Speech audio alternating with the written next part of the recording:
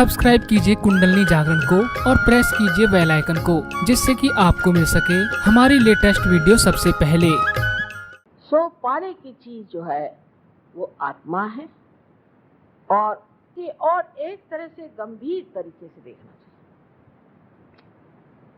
हाँ, अगर किसी राजनैतिक नेताओं के लेक्चर हो तो जैसे भी आप रहे, लेकिन यहाँ तो बड़ा गंभीर और गहन सूक्ष्म कार्य होने वाला है और उसके लिए ऐसे ही लोग चाहिए कि जो इसे पाना चाहते हैं और लेना चाहते हैं।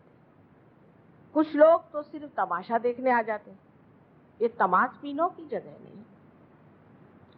और कुछ लोग यहाँ ऐसे आते हैं कि जो सिर्फ टीका टिप्पणी करने के लिए और हर चीज पे हंसने से वो सोचते हैं कि वो बहुत ही ज्यादा चतुर है और बहुत होशियार आदमी, अपनी होशियारी दिखाने आते हैं। इस सब महामूर्खता के कारण बड़ा भारी आप जो समय है उसे खो दीजिए। उसे नहीं खोना है और उसे पाकर रहना है। अब आपके अंदर जो सुप्तावस्था में बैठी हुई कुंडलिनी शक्ति है, मैंने आपसे पहले बताया था कि ये शुद्ध इच्छा है और ये हर चक्रों में गुजरती हुई सर के ऊपर के हिस्से में आकर, उस पर देखिए अभी, और ब्रह्मरंध्र को छेदती। जो ब्रह्मरंध्र को छेदती है वो कुंडलिनी एक जीवंत क्रिया करती है। ये एक जीवंत क्रिया है और जिसके पात्र हैं वो भी एक जीवंत लोग होना चाहिए।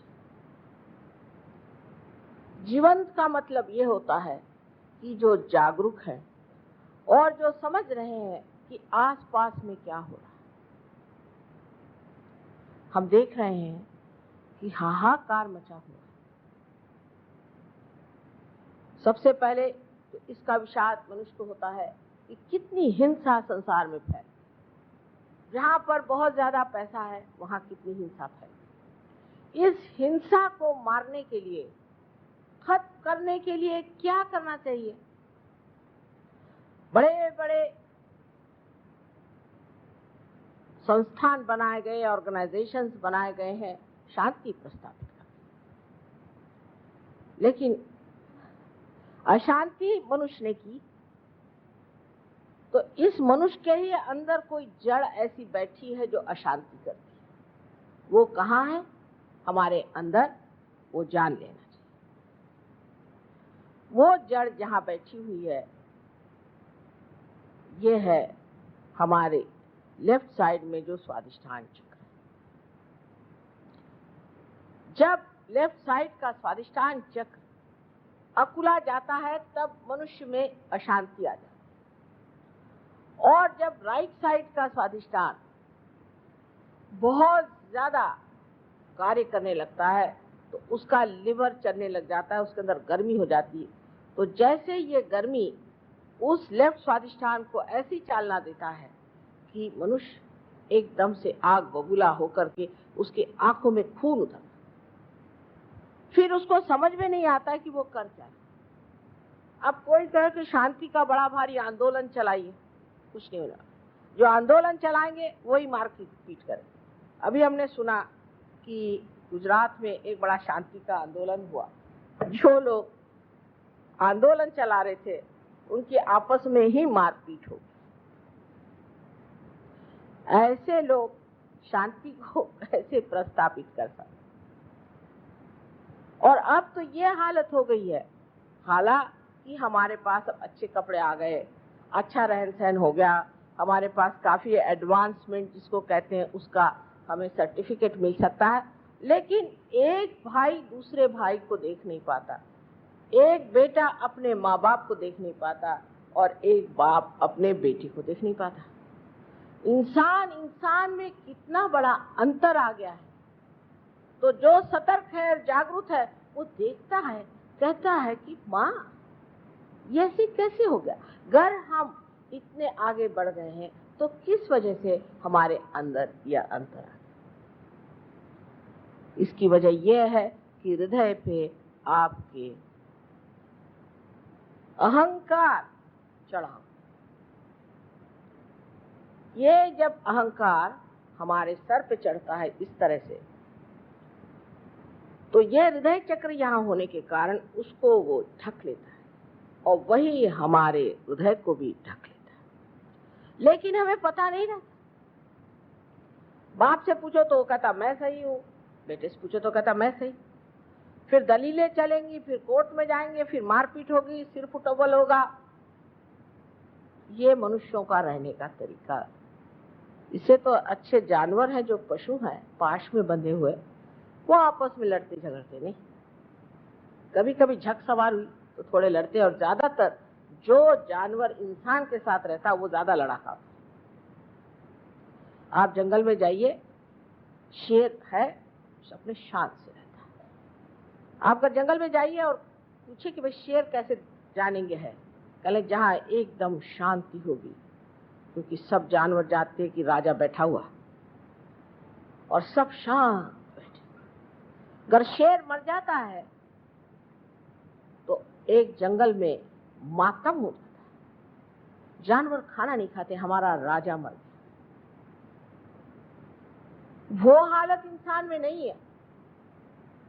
निसर्ग में देखिए कि किस तरह से निसर्ग इतना सुंदर चलता है कि पतझड़ में पत्तियां गिरती हैं, उसका नाइट्रोजन आपके जड़ों में जाता है, उसकी वजह से फिर से वो स्वस्थ हो जाते हैं, उन पेड़ों में फिर से पत्ते आ जाते हैं। पतझड़ होना भी जरूरी है, क्योंकि सूर्य की किरण कम हो गए तो पृथ्वी को थोड़ा सा सूर्य का तत्व मिलना चाहिए, इसलिए पतझड़ हो गया। सब आपस में मेल जोल पूरा की पूरा उसका जो सर्कल है वो बना रखा। लेकिन इंसान जो है हर सर्कल को तोड़ता है, क्योंकि मनुष्य के पास एक ही चीज है, वो है उसकी स्वतंत्रता। पर वो स्वतंत्र नहीं है।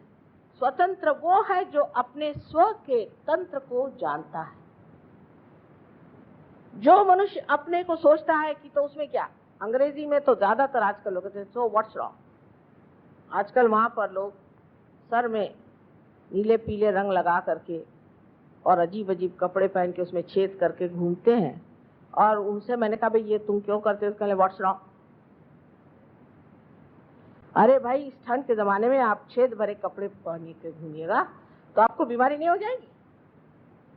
जितनी वहां ठंड पड़ती है उतने ही वहां लोग कम कपड़े पहनते हैं। ये मनुष्य की उल्टी विपरीत बुद्धि है, ये जानवरों को नहीं। जैसे ठंड के जगह जो जानवर रहते हैं उनमें बहुत सारे बाल होते हैं, लेकिन आपको आश्चर्य होगा कि आप नॉर्वे, स्वीडन, बेल्जियम इन जगहों में जाएं तो औरतें पूर्ण दया नग्न घूमती। इतनी ठंड में कि आप 4 लबादे ला कर चलिए, वो अपने घूम रही आराम से। उसका पता हुआ 8-10 दिन बाद स्वर्ग सिधार। ऐसे पागलों से जो वो कह रहे थे सही बात है, कुछ सीखने का नहीं। लेकिन मनुष्य है थोड़ा सा पागल, और वो पागल इसलिए हो जाता है कि अपनी स्वतंत्रता को किस तरह से चलाना है उसे नहीं मालूम। एक घोड़े पर बैठा है, लेकिन वो जानता नहीं कि घोड़े को कैसे चलाना है, इसलिए उसकी स्वतंत्रता ही उसके विरोध में बैठ जाती है और वो बेछूट बेफाम होकर चलता है, और उसीलिए उसका नाश हो जाता है।